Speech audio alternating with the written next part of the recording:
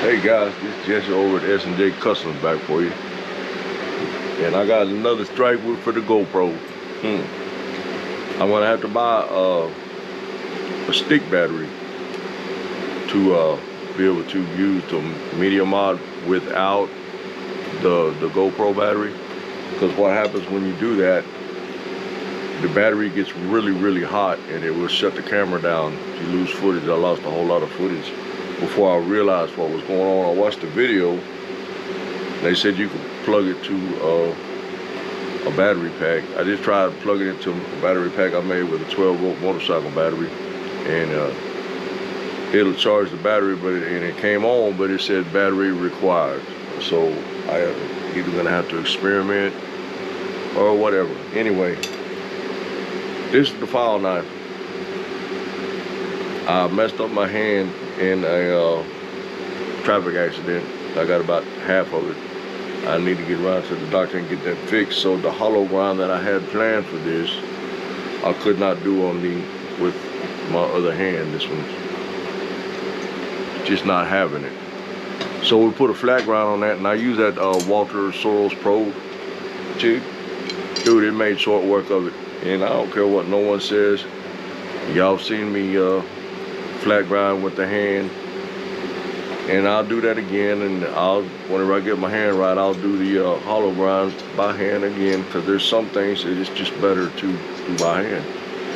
But I jigged this one here. Literally took 5 minutes. The longest part was unloosening my clamp and switching it around, really, almost literally on that. And then I took this one and I did a hollow grind on the bottom and a flat here, you know, just trying to be cute. And I didn't like the way it looked, so I guess a bright idea, and I put it on that right there. And I put it on the, here again, on that Pro Jig, Walter Soros. He knew what he was doing when he made that tool. Now this right here is a design that a channel named Redbeard Ops. Yeah, I don't know anybody's name, but I've been watching him for years and years, and this dude is super smart.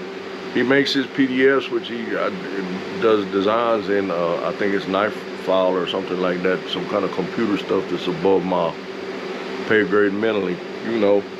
But he makes all of these available for free. And it's cool as hell because that's a good knife. And then I made this one just for shits and grins. And guys, I got me a commission.